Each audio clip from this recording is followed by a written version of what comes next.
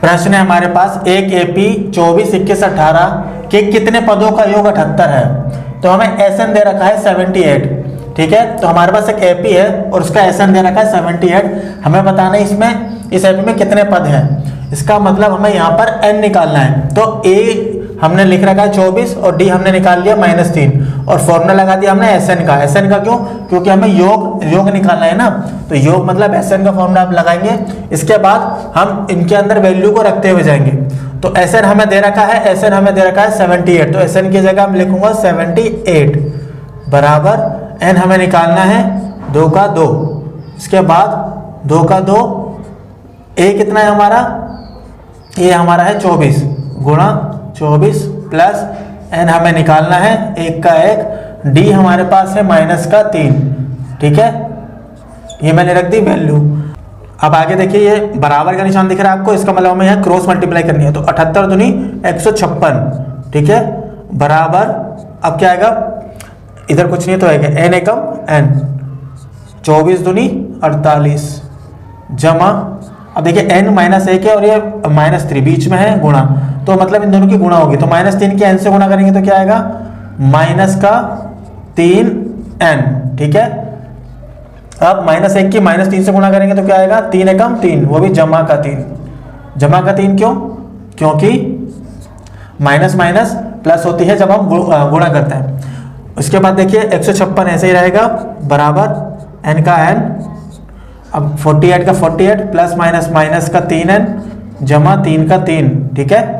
ये मैंने, इसके बाद देखिए 156 का 156 बराबर n, ब्रैकेट के अंदर को सॉल्व करते हैं। देखिए प्लस का 48 है और प्लस का 3 है, तो 48 और 3 कितने होगा, 51 माइनस का 3n, ठीक है। अब इसके आगे क्या होगा, 156 हम ऐसे का ऐसे ही लिखेंगे बराबर, अब ये देखिए n है और ये इधर ब्रैकेट में है 51 - 3n, तो बीच में है गुणा का निशान। इसका मतलब 51 इस n की इस 51 से भी गुणा होगी, इस n की इस -3 से भी होगी। तो 51 की n से गुणा करें तो क्या है, 51n, ठीक है। अब n की -3n से करा तो क्या है, -3n², ठीक है।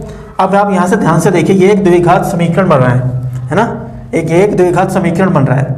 तो हम क्यों ना इसे द्विघात समीकरण के रूप में लिख लें। तो देखिए 156, ये माइनस का 3n² है, तो इसे हम यहाँ पे लिख लेंगे, दूसरी तरफ ले शिफ्ट कर रहे हैं ना बराबर के माइनस के 3 को, तो प्लस का हो जाएगा 3n², ठीक है। इसे भी हम दूसरी तरफ लेकर आ रहे हैं, प्लस का है तो माइनस का 51n, और ये 156 को हम 156 तो यहीं पर है, तो इसे हम इधर ही रखेंगे बराबर 0 का 0। तो ये देखिए, ये एक द्विघात समीकरण की फॉर्म में आ गया है ना। देखिए होती है ना ax² - bx + c, तो ये इसको जब हम इसे सॉल्व करेंगे तो हमें n की वैल्यू मिलेगी। तो आइए सॉल्व करते हैं।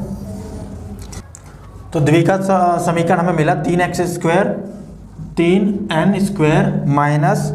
51n जमा का 156, ठीक है। अब मैं इस द्विघात समीकरण में क्या देख रहा हूँ कि ये जो एक समीकरण है इसे मैं और छोटा कर सकता हूँ। अगर मैं इस पूरे समीकरण को 3 से भाग दे दूँ तो मैं देता हूँ, तो 3 के पानी में 3 कितने पे आएगा, 1 पर, तो ये बचेगा आपका n², ये आ जाएगा आपका 17n, ये आ जाएगा आपका 17n जमा 3 के पानी 3 × 5 = 15, 3 दूनी 6।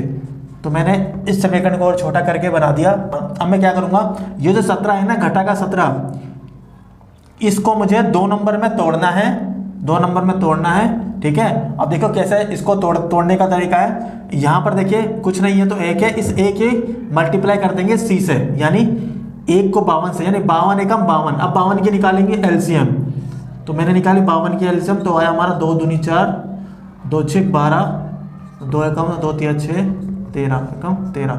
अब देखिए हमें 52 के जो हमारे गुणनखंड है वो है 2, 2, 13। अब हमें इन तीनों से क्या बनाना है, -17 बनेगा कैसे, चाहे आप इसके गुणा करो, घटा करो, चाहे जमा करो।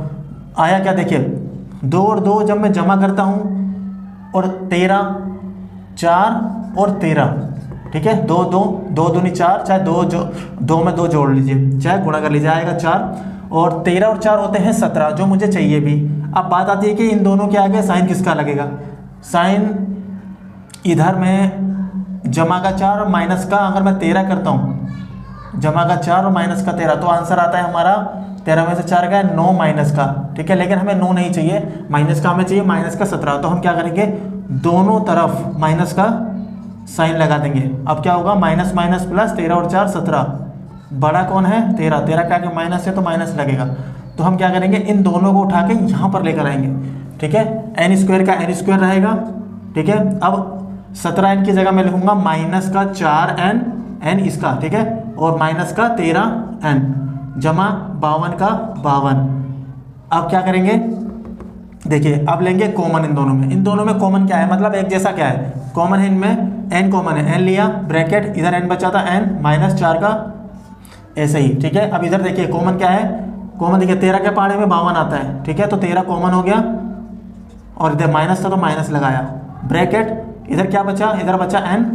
अब देखिए माइनस है बाहर ब्रैकेट के, तो इधर प्लस है तो साइन चेंज हो जाएगा माइनस का। 13 का पहाड़े में 52 आता है 4 पर, ठीक है। तो क्या है हमारा, देखिए दोनों एक जैसे होने चाहिए, है ना, तो दोनों एक जैसे आ गए हैं, तो मैं इसे एक बार लिख लूंगा n minus 4 bracket n minus का 13, ठीक है। तो इनके बराबर में अब रखूंगा 0, तो n माइनस 4 बराबर 0, तो x की जो वैल्यू आएगी वो आएगी 4, और n माइनस 13 बराबर रखूंगा 0, तो n की वैल्यू आएगी 13। तो n की जो है वो 2 वैल्यू आई, तो n की 2 वैल्यू है, तो n का मान जो है वो n 13 या n की वैल्यू दूसरी क्या है 4, ठीक है, दोनों में से कोई भी हो सकती है।